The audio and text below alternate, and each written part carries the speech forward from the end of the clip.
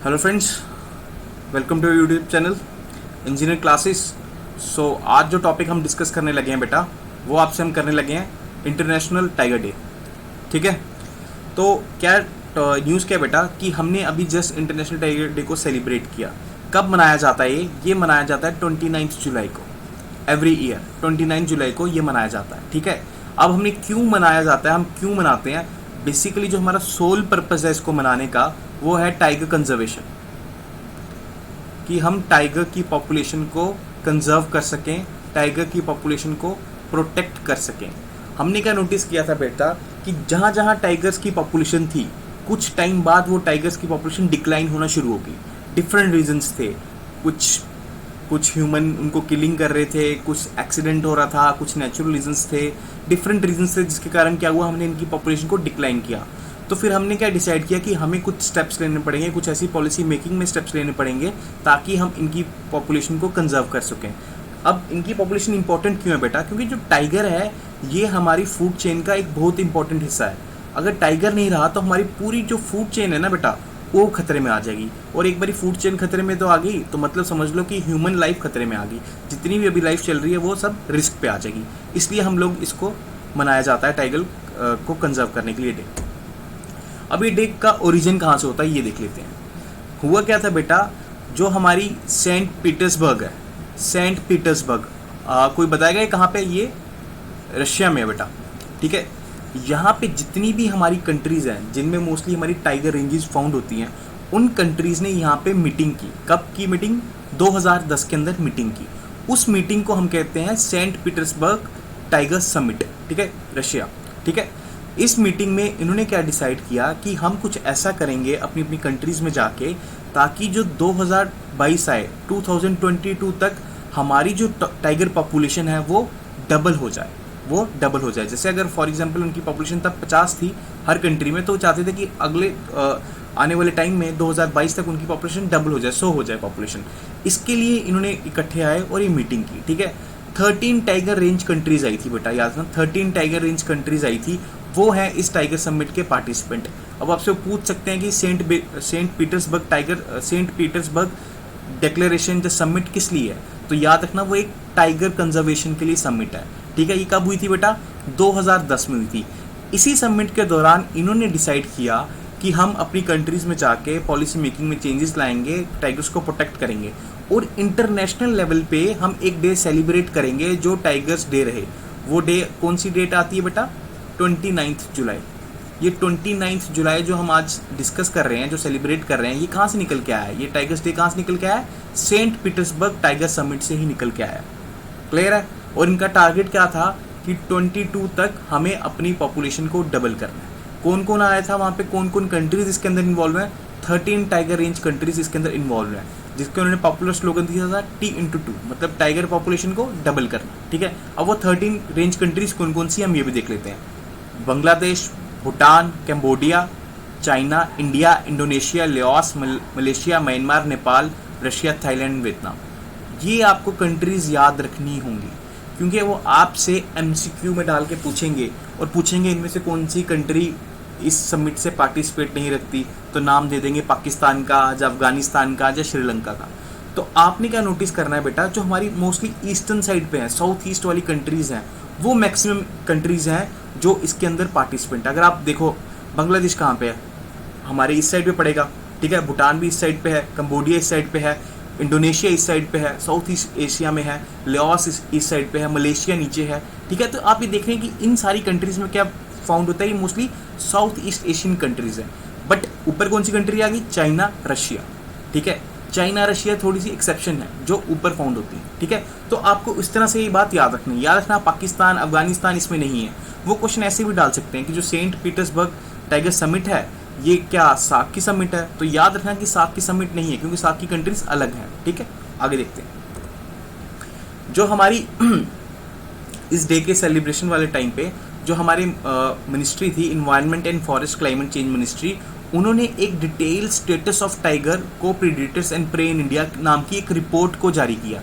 ये रिपोर्ट क्या हुई थी बेटा? 2008 में एक सर्वे हुआ था। 2018 में एक सर्वे हुआ था जिसको कहते हैं हम टाइगर सर्वे। हमारी कंट्री में हर 4 साल बाद एक टाइगर सर्वे होता है, ठीक है। जैसे मैंने आपको बता रहा हूँ 2006 में था, फिर 2010 में था, फिर 2014 में, उसके 4 साल बाद 2018 में हुआ था, ठीक है।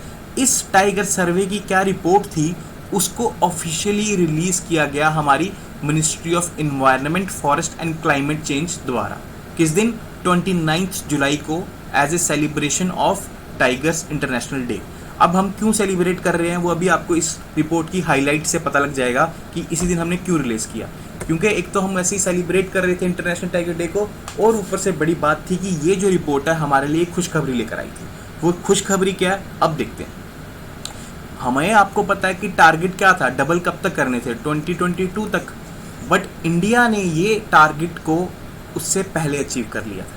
इंडिया की पॉपुलेशन जो हमने फाउंड की 2018-19 सर्वे में, वो डबल हो चुकी है जो इंडिया की पॉपुलेशन थी 2010 में। जितनी भी पॉपुलेशन इंडिया में 2010 तक थी, इसको इन्होंने 2022 तक डबल करना था, पर इंडिया ने 2020 तक ही इसको डबल कर दिया। ये इंडिया के लिए एक बहुत बड़ी अचीवमेंट थी, और उसे रीड आउट कर लेते हैं। With 2967 tigers in India, 4 year in advance has achieved the targets set in the 2010 Sandberg-Peters Declaration for doubling tiger population by 2022। हमें कब बोला गया था कि पॉपुलेशन कब डबल करनी है? 2022 तक डबल करनी है, पर हमारा सर्वे कब हुआ बेटा? 2018 में सर्वे हुआ। तो हमने क्या पाया 2018 के सर्वे में कि हमारी पॉपुलेशन डबल हो चुकी है, जिसका डाटा हमने कब रिलीज़ किया? 2020 में, ठीक है। क्लियर है, समझ आया? जो हमें काम 2022 में करना था वो हमने 2018 में ही कर लिया, ठीक है। क्योंकि 2006 में हमारे जो थे वो कितने थे, हमारे यहाँ पे अराउंड टाइगर्स कितने थे? 1400, ठीक है। और आज कितने हैं? 2967। तो देखो कितना एक बड़ा इंडिया ने जंप किया, 1400 2006 से 2018 तक 2967 तक। तो एक इंडिया के लिए बिग अचीवमेंट है, ठीक है। आगे देखते हैं। Estimated that overall tiger population in India is at 2967 at 33% increase from 2014। कितने परसेंट का इंक्रीज हुआ है इंडिया में पॉपुलेशन का? 33% की पॉपुलेशन इंडिया में इंक्रीज हुई है। कहाँ से कब तक? 2014 से लेके 2018 तक। तो आपने सोचो कि गवर्नमेंट ने कितना ध्यान दिया होगा टाइगर्स की पॉपुलेशन पे, कि हमने सीधा 33% का इंक्रीज देखा 2014 से लेके 2018 तक, ठीक है।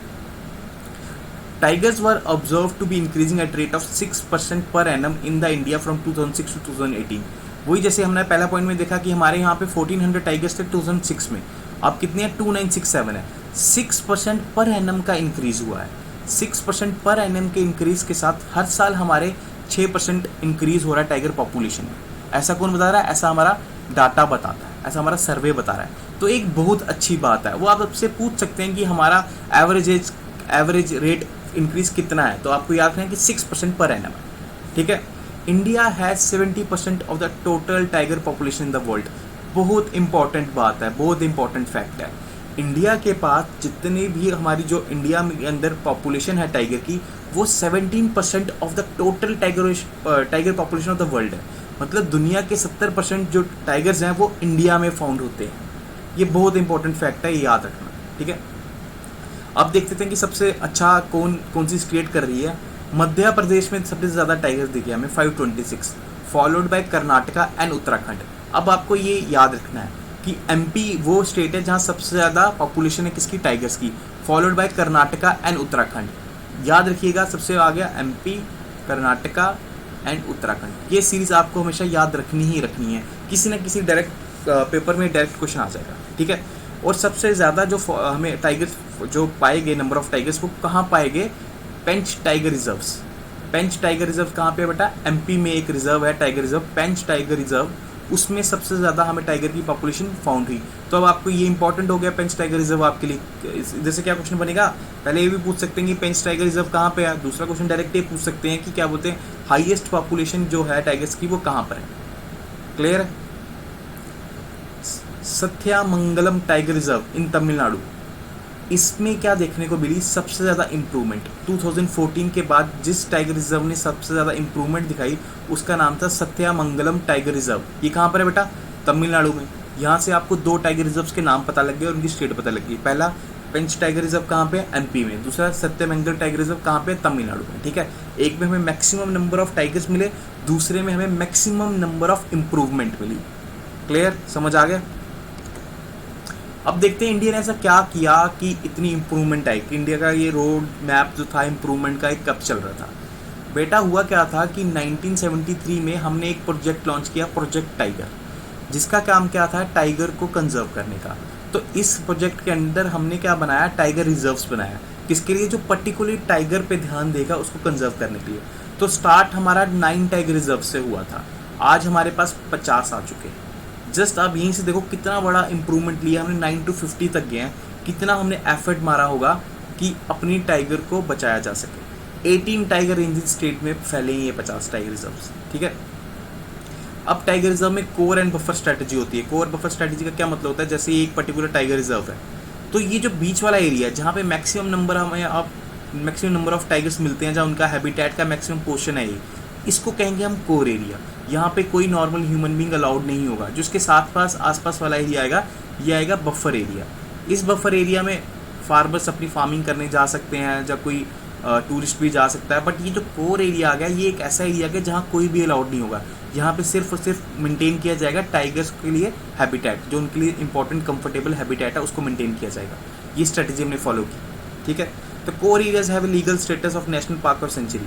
कह रहे हैं कि कोर एरिया जो होगा उसके पास लीगल स्टेटस है। लीगल स्टेटस का मतलब होता है बेटा कि हमने इनको बाय लॉ बनाया होगा, या तो इसको हमने वाइल्ड लाइफ सेंचुरी करार दे दी होगी, या एक नेशनल पार्क करार दे दिया होगा, ठीक है। वाइल्ड लाइफ सेंचुरी और जो नेशनल पार्क है, इनमें क्या डिफरेंस होता है, कोई बता सकता है इनमें क्या डिफरेंस होता है? आज की वीडियो में नहीं, पर एक दिन हम प्रॉपर वीडियोस खाली इसके ऊपर ही बनाएंगे, जो इसके बीच डिफरेंसेस बताएंगे, ठीक है। जनरली मैं हल्का हल्का बता देता हूँ। जो नेशनल पार्क होता है उसमें बेसिकली जेनरिक एनिमल्स के लिए होती है। जो वाइल्ड लाइफ सेंचुरी होती है, ये एक पर्टिकुलर एनिमल की स्पीशीज़ के लिए होती है, जो एक पर्टिकुलर एनिमल के लिए होती है, ठीक है। बाकी हम डिस्कस करेंगे किस दिन ये मुद्दा, उसमें आपको क्लियरली बताऊंगा इनमें क्या डिफरेंस रहते हैं। तो कह रहा है जो कोर एरिया होता है वो मोस्टली इसका पार्ट होता है, या तो वो नेशनल पार्क का पार्ट होगा, या तो वाइल्ड लाइफ सेंचुरी का पार्ट होगा, ठीक है। और जो बफर एरिया आ गया, पेरिफेरल आसपास का एरिया आ गया, वो मिक्स एरिया होता है। फॉरेस्ट भी हो सकता है, नॉन फॉरेस्ट भी हो सकता है। जैसे मैंने बताया कि यहाँ पे फार्मर्स जाके अपनी फार्मिंग भी कर सकते हैं, टूरिस्ट जाके घूम भी सकते हैं। आपने देखा होगा कई बार हम देखते हैं सफारी देखने जा रहे हैं, टाइगर सफारी देखने जा रहे हैं, टाइगर्स को देखने जा रहे हैं, टूरिस्ट जाते हैं, फोटोग्राफ्स लेके आते हैं, तो वो कहाँ पे होता है, ये बफर एरिया में होता है। जो कोर एरिया होता है वहाँ पे किसी को जाना अलाउड ही नहीं होता है। It is a centrally sponsored scheme of Ministry of Environment, Forest and Climate Change, providing central assistance to tiger states for conservation in designated tiger reserve। ये कह रहा है कि जो प्रोजेक्ट टाइगर है एक तरह की सेंट्रली स्पॉन्सर्ड स्कीम है। सेंट्रली स्पॉन्सर्ड स्कीम है जो क्या कर रही है कि जैसे पर्टिकुलर एक स्टेट, जैसे एमपी हमारी एक स्टेट आ गई, एमपी में हमने अभी देखा पेंच टाइगर रिजर्व, ठीक है। इस एमपी की जो स्टेट गवर्नमेंट है उसको फंड्स प्रोवाइड करा रही होगी, ठीक है, उसको सेंट्रल असिस्टेंस प्रोवाइड करा रही होगी। किस प्रोजेक्ट के अंदर, प्रोजेक्ट टाइगर के अंदर, ताकि कि यहाँ का जो हमारी टाइगर की पॉपुलेशन है वो इंक्रीज हो, ठीक है, हमारी जो टाइगर की पॉपुलेशन है वो कंजर्व हो सके, ठीक है। आगे देखते हैं, नेशनल टाइगर कंजर्वेशन अथॉरिटी, ये बहुत इंपॉर्टेंट है बेटा। National tiger conservation authority is a statutory body of ministry which with an overreaching supervisory and coordination role performing functions provided with Wildlife Protection Act। मैं इसके बारे में आपको थोड़ा बता देता हूँ अच्छे से कि ये क्या है। जो NTC है बेटा, जो हमारा फॉरेस्ट, जो टाइगर का सर्वे हुआ या टाइगर्स का जो भी ध्यान दिया जा रहा है, वो ये बॉडी दे रही है, नेशनल टाइगर कंजर्वेशन अथॉरिटी। ये एक स्टैट्यूटरी बॉडी है। स्टैट्यूटरी बॉडी मैंने आपको पहले बताया था क्या बॉडी होती है, जो एक पर्टिकुलर पार्लियामेंट एक्ट से बनाया जा सके। तो हमने एक वाइल्ड लाइफ प्रोटेक्शन एक्ट है 1972 में, उसके तहत इस NTCA को बनाया था। इस NTCA का काम है कि जितनी भी पॉलिसी देखनी है उसने, कि जो प्रोजेक्ट टाइगर में बनेगी, प्रोजेक्ट टाइगर में हेल्प करेगी इम्प्लीमेंट करने को, वो NTCA देखेगी। स्टेट्स को रिकमेंडेशन देगा कि आप अपने पार्क के अंदर, नेशनल पार्क के अंदर या वाइल्ड लाइफ सेंचुरी के अंदर ये चीज़ें लाओ, वो NTCA देखेगी। टाइगर रिजर्व्स के अंदर कैसे टाइगर्स को रखना जाना है वो NTCA देखेगा। इनका जो सर्वे होगा देखा जाएगा, कौन देखेगा, NTCA देखेगा। तो इसलिए NTCA is very important body.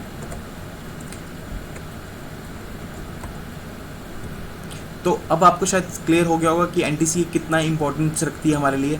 तो याद रखना इसकी 2-3 चीज़ें, कि एक तो ये स्टैट्यूटरी बॉडी है, ठीक है, कौन सी एक्ट से बनी है, वाइल्ड लाइफ प्रोटेक्शन एक्ट 1972 से बनी है, और यही बॉडी है जिसका मेन रोल रहता है हमारा सर्वे कंडक्ट कराने का, ठीक है। अब मैं आपको यहाँ बताना चाहता कि पीटर्सबर्ग कहाँ पे है, रशिया में ये पड़ता है हमारा पूरा वेस्ट रशिया, ठीक है, जो हमारा यूरोप में पड़ता है ये, ठीक है। आप याद रखिए, कभी कभी मैप पे क्वेश्चन पूछ लेते हैं, कुछ डायरेक्ट आपको याद रहेगा ऐसे अगर आप मैप में देख लेंगे, ठीक है। आई होप आपको ये वीडियो समझ आया होगा, थोड़ा क्लैरिटी मिला होगा। अगर आपको ये वीडियो अच्छा लगा प्लीज़ आप इसे लाइक कीजिए, सब्सक्राइब कीजिए और आगे भी शेयर कीजिए अपने फ्रेंड्स के साथ। Okay, thank you.